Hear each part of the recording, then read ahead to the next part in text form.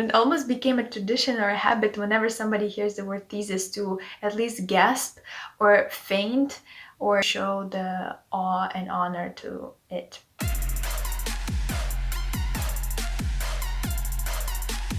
Hi, my name is Albina and I am a psychology grad of 2020, the quarantine grad. And today I would really like to talk about thesis and to really show that it's nothing that scary, nothing that out of this world, that is just another project, and if you need to write it, you will. Let me just make a quick fair warning.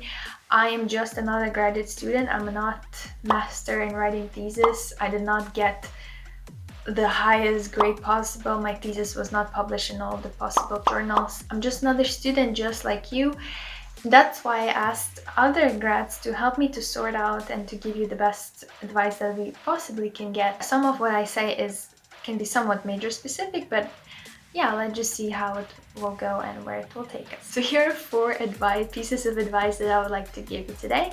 And the first one is, if you have your advisor, listen to your advisor. Half of the people I asked, they said that their advisor was the best advisor ever. They are giving you for a reason because they're a person who has experience in the field that you're writing your thesis in. If they tell you to do something, it is of your benefit to do it.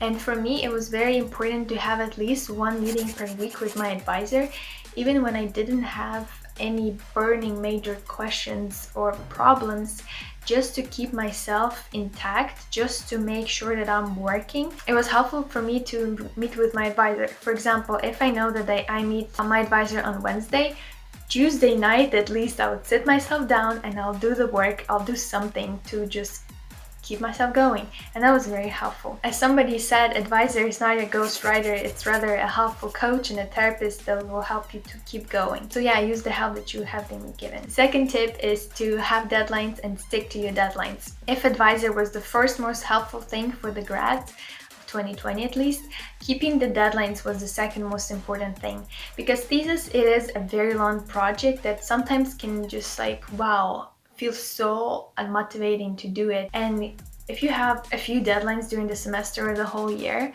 it will actually keep you busy, it will keep you going, and you can enjoy celebrating small victories. Okay, you finished this chapter, you finished this chunk of your work, you submitted it. Phew, you can celebrate at least for some time and then do the new deadline. And leaving everything till the last weeks or last month is also a very, very bad idea. It's better to submit something not perfect but on time than, as you think, very perfect thing but 1 month later. Try to keep up with your deadlines. The third advice is to think ahead. I don't know, for me, I don't think I was using that advice very much, but thinking ahead means first you need to start early. For example, for us, for psych majors, we would already think about the field where we want to do our research in the end of our junior year, and we would already know what advisor we have in the end of junior year, and they would tell us, try to read up during the summer as much as you can about your topic, about your area of research, to decide what specifically you want to research, like what kind of topic you want to have. Honestly, for me, I didn't use much of what I read during the summer. But when you're choosing a topic, think about such things as what kind of participants I want to have, what kind of research I want to do. If you're asking yourself the research questions that involve using people outside of your school, think how you will get those people. Think about types of participants you want to have, because the type of the question you're asking will define the nature of your research. If you're asking a qualitative question, well, be prepared to do a qualitative research and think about what data you will gather. Is it a primary data? Is it secondary data? Primary being something you actually go and find, you ask people, you do the interviews, you do the surveys.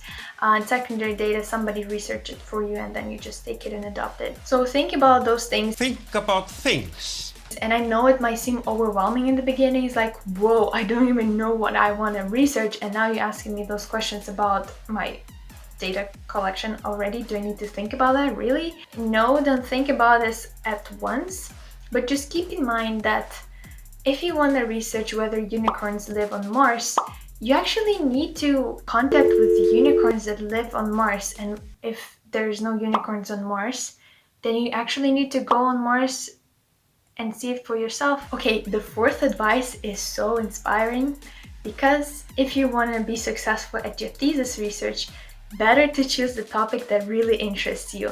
Don't choose something that is just easy as you think to write about, or something that is like, wow, well, there's not much research about it, I'll be so cool. I absolutely hate this thing, but nobody researched it before. I wonder why. But I'll just research it. Like, don't do that. Just don't. Like, if it's interesting, then research it. If it's of value to you, then research it. If it's something that you can use for your master's, future job, research it. I know Grad's thesis project was published in other journals, it was used by other companies, they connected it with their life very well. There will be times in the year, during the year, when you're like, oh wow, screw it all, I don't want to write it, I just want to be done with it, I just don't care about the grade anymore. Yeah, I'm so depressed. Knowing that your topic is actually of value to you, that is something that's very inherently interesting to you, you will keep going because of this internal motivation that you will have. Because sometimes you get so caught up in data gathering, logistics, methodology, and you just like forget, like, why am I doing this again? Do I really need to do it? Do I really need that diploma? And if you have something bigger, outside of the box kind of vision, like, wait a second, I really do care about unicorns on Mars. I really do believe that they exist and I want to know. I really need to know. It's like there's this passion. So yeah, this might seem like whoa, so much info, and how do I even put it into practice? But trust me, at this point, I don't know who you are, but if you are a junior, try to get as much info that you can before writing your thesis, and this video is just another piece of info. It's not like revelation, like, it's not that. You will have your advisor and they are your best friend, and yeah, they'll give you information you need. But try to research as much as you can about the actual process of writing thesis and you're good to go. Thesis writing is not as scary as everybody's talking about it. I asked 21 grads besides myself, was the thesis writing as scary, as frightening, confusing, the end of the world as they were telling us all this time? And 90% of them, and I'm so grateful, they answered no, it really wasn't. It's totally doable. Come on, we did it and you can do it as well.